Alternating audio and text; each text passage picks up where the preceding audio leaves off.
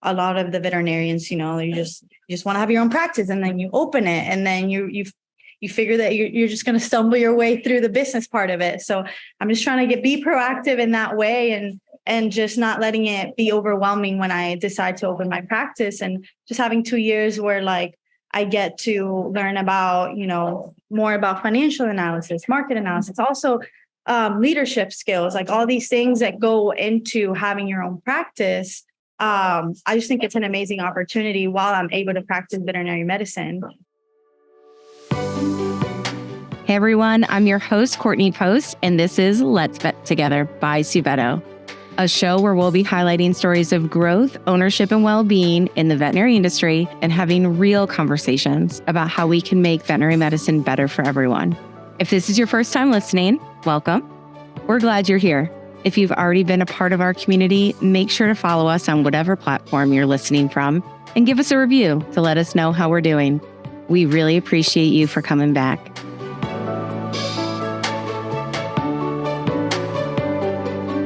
Welcome to Let's Vet Together.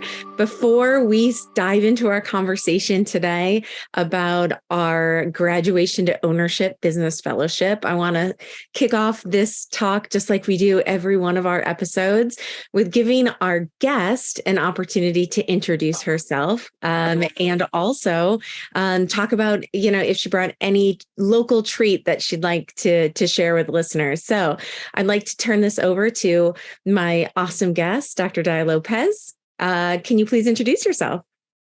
Hi, my name is Daiannette Lopez. Well, hearing doctor before that is exciting. It's real. This is our first conversation where Daia is officially a doctor when her and I are connecting. So that was very purposeful that I introduced you as that, Daia. Well, thank you. My name is Daiannette Lopez, but I go by Daia. I'm a veterinarian, and I just moved to Chicago, so I'm still getting to know the local places. But I lived in New York for a summer, and I fell in love with this bakery, Levain Bakery. That's they have one in New York and one in DC. And then actually, when I was in my interview at Chicago, the place that I chose across the street, they were opening a new Chicago location. Yeah. I was like, that's a sign. That's a sign. Levain Bakery. If you haven't been, you should visit. What is your favorite treat from this bakery? Because as I come to visit you in Chicago and see West Loop, I'm going into this bakery. What am I choosing, Daia? You have to get the chocolate walnut cookie. Done. Like, hands down the best cookie I've ever tried. Oh, wow. Well, I love that you were destined to be at this hospital. You were destined to be in Chicago. You actually just manifested that bakery, your favorite bakery across the street. So why don't you give us a little bit about your background and your journey to becoming a veterinarian? And then we'll talk a little bit about where you are today. All right. Well, I like to say that I enjoy stepping out of my comfort zone. So I have moved to a couple places trying to get a career in veterinary medicine. So I was born and raised in Puerto Rico until I was 18. We don't have a veterinary school there, so I always knew that I needed to leave, unfortunately. And then for undergraduate, I went to University of Georgia. I knew that I wanted to do vet school, so I tried to go to an undergrad that had a good vet school. So I did that. Go Dogs. And then I went to North Carolina to pursue my career in veterinary medicine. And then now I moved to Chicago with my fiance and our 2 dogs to officially start my career in the industry. Awesome. Just last night at dinner, I'll share with you, Daia, that I was chatting with my daughters about my affinity to any university that has a dog as a mascot. And you both undergrad and your veterinary school, 2 dogs. And I didn't even think about our podcast today. I was just sharing with them that I tend to root for a team that has a dog as a mascot. It's logical. It just makes sense. Yes, super logical. So you are in the inaugural class of our graduation to ownership, our Go Business Fellowship. So for those listening that are not familiar with Go, this is a program for early career veterinarians for someone just like Daia, who have just graduated veterinary school, is going to go work in an awesome hospital and also continue education about practice ownership and just ownership in general and financial acumen and leadership skills. This is just an ongoing 2 years of continued learning and application in practice. So I would love to hear any specific experiences you had in either undergraduate or in veterinary school that influence your decision to continue to pursue ownership, or at least explore, further educating yourself about the possibility of ownership in the future? Yeah. Let me Georgia. Sorry, that's my dog. Yeah, so I feel like I've always had ownership in my mind. It really comes from my parents. Like, they had their own law practice, and they were always talking to me about, being your own boss and having a vision and having that become a reality. So I think like that really was like the seed of me wanting to be an owner. And then when I was an undergrad, I really focused on developing my leadership skills, because I feel like that's like the most important thing that you need to be a business owner. And then once I got into vet school, I was involved with the VBMA, and I got their business certificate, which you need like a certain amount of lectures that you assist to be able to get that. Mm-hmm. So that also got me excited. And then my best experience in undergrad has been, God, Georgia. Stop. My best. Real life, folks. Before we started recording, I said to Daia, I hope my dogs don't start barking and busting into my office and trying to jump on my lap during this call. So it's the real life of two dog lovers that are trying to record something. And she's a puppy, so she's still learning how to behave. Yeah. I think she'll stop now.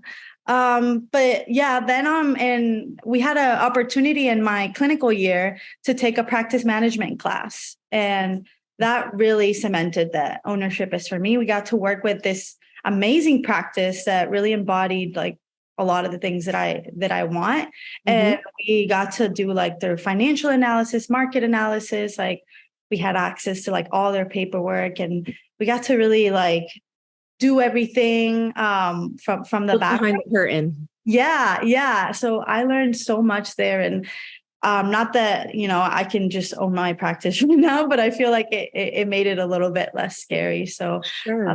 My experiences coming up to now, I feel like with ownership now it gets a kind of a bad rap. Like, I feel like most people didn't encourage me to do it just because they're like, it's a lot of work. But I'm like, I'm excited to just get this experience in these next 2 years that'll get me prepared for that time. Awesome. So talk to me about choosing a practice to go and work in. So take the GO program out of it. Like, how did you start to explore the different clinical opportunities for you? Obviously our veterinary students that are listening know that there's just an abundance of opportunities available to you. How did you even start to select a hospital? What factors, weighed in on your decision? I'd love to hear about that. Yeah. I'm not going to lie, for any vet graduates soon, it's pretty overwhelming. Like, there's so many things that you want, but it made it easy for me to like just choose like, what are my top 3 like non-negotiable important things that I'm gonna let that guide my interview and process. And they were really like mentorship, culture, and then high quality medicine. So those were my big 3 that I looked into a practice. And then some of the methods that I use to assess that like culture, I talked to I did day visits on all the clinics that I considered. And I asked mostly like receptionists and technicians, also veterinarians, but also them, like, do you feel heard? Do you feel valued? Do you have opportunities for growth? And then I asked everybody, like, what's the thing that you loved most about the practice and what they could work on? So that was like really nice, just very open-ended to see what people say. And I asked if people hung out after work. Like, I like those things. So that was another way. And then obviously just being there and seeing how they collaborate was how I assess culture. And then mentorship, I asked if they had a program and then looked into that. But I think, I don't know, sometimes like it can be like a very rigorous program, but not really tell you like much about really how the mentorship is. And I think it was really nice to talk to new graduates. That's what every new grad or recently like 1 year out, I asked them how was their onboarding and if they felt supported, if they were ever alone, if they felt like they could ask questions without like annoying anybody. And then high quality. How methodical this process was for you. Oh, this was very methodical. You were exceptionally methodical in this process. Yes, I like wrote this down. Actually, in my school, they make us think about this. They give us like this assignment about like all the things that you should look into and then picking your top values, quiz and everything. And I actually use that to like help me start off.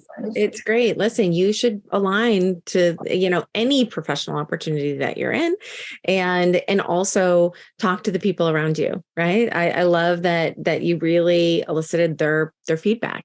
And those are going to be your colleagues. Those are going to be, your team of people supporting you. So I think that's really important. So share with us a little bit about the practice you're going to and what really spoke to you about West Loop.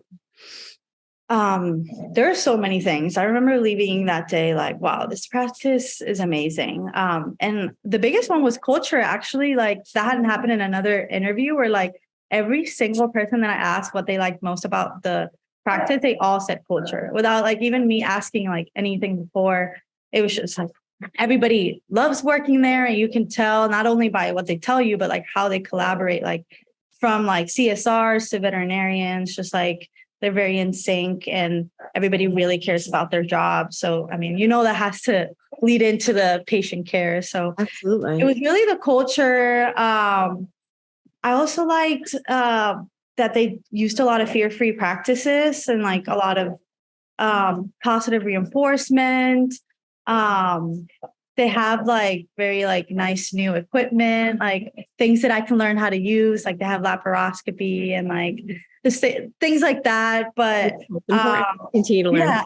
And it was honestly the most, as an organized person myself, but it was the most organized interview I've ever had. Like from this time you're going to shadow this person, you're going to do dentistry, you're going to do surgery, you're going to shadow appointments. And it was a nice way that I got to really get to know everybody, not just like the owner or the medical director, but like multiple doctors on board. And I loved every single one of them. So I was like, this is going to be a great place that I feel like could mentor me. And I can fit in. It sounds like it wasn't just the bakery across the street. It wasn't just, I'm not going to lie. It was on the pro list. It was on the pro list. So let's talk a little bit about the GO program. That again, you being a part of this inaugural class, we're super excited about it.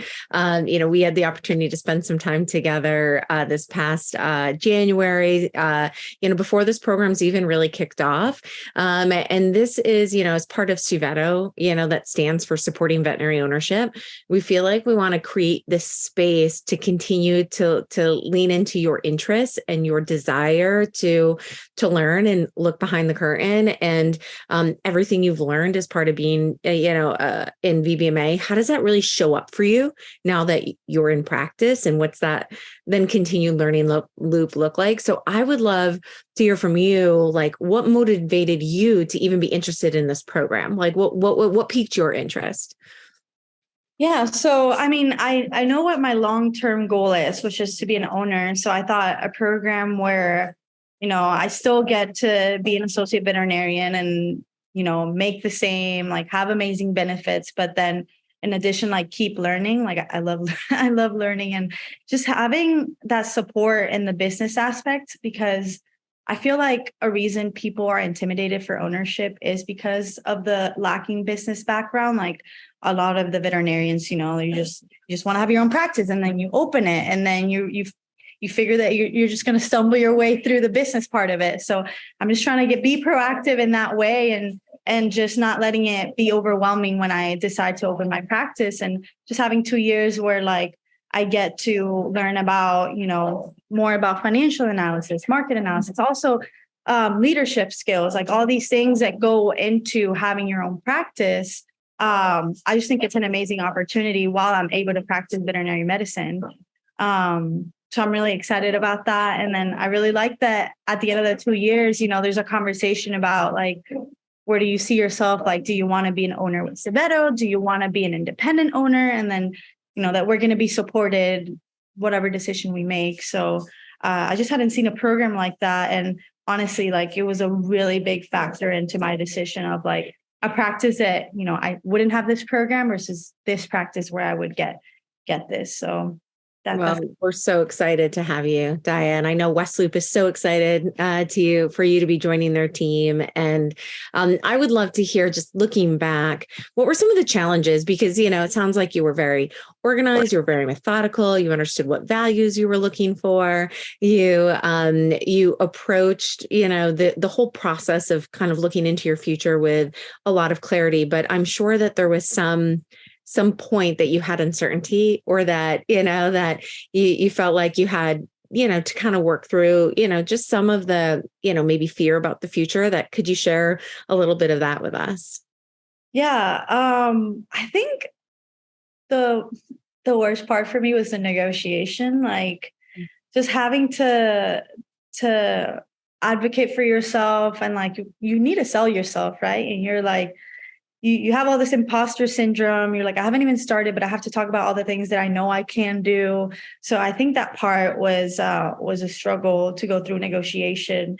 And then I get very personal with the people that I meet. And when I had to say no to certain practices, like it was really hard. Other practices that were also, really great, amazing, with amazing people, and just have to be like, no. Was also like just a learning curve that I learned to navigate. But it was a struggle, but I feel like I learned a lot about myself and about the process through it. Awesome.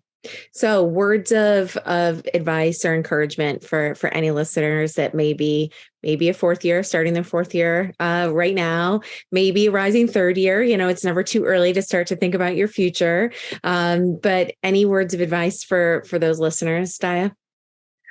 Honestly, like, lean on your classmates. I feel like I did that a lot. Like I had a lot of uncertainty. Am I even going to start practicing? Am I going to do an internship? Am I going to do a residency? Like, I feel like that was a lot of a big struggle for me. And like, but honestly, like it's going to be okay. Lean on your classmates, and whatever decision you make, know that that's not the end all be all. Like if you decide that you want to go into practice, you go into practice. And then if you don't like it, you can go back and do an internship and a residency. If you start and you do an internship and you don't like it, you can take what you learned in that year and go into practice. The best thing about this profession, and I know there's many more options out there, is that we have many options to divert into. So even though it feels like this is the biggest decision you've ever made, like you can always change course and just go with your gut to what makes you happy and excited about the next year, and tackle that. And man, I feel like that advice can apply to all aspects of your life. Like you're in the driver's seat. Yeah. Don't be afraid of pivoting and making changes. But when you follow, kind of the process that you did, Daia, and know what you're looking for, and investing in yourself to continue to explore education and this path to ownership, it helps make the decision a little bit easier because you're being honest and true to yourself. Yeah. For me, this was like, I already know I want to be an owner. So like, this is the best opportunity for me to set myself up for success. Fantastic. Well, thank you so much for spending time with me today. I cannot wait to come visit you at West Loop and also the bakery. I mean, yeah, I'm ready. I'm ready. And maybe we'll see your dogs. That's not a puppy anymore when we're there too. It's like we'll share our love of bakery, dogs, and excellent decision-making skills. So I love that. Thank you so much for Daia. I can't wait to work with you in the future. And thanks so much for your time today. Me too. Thank you so much.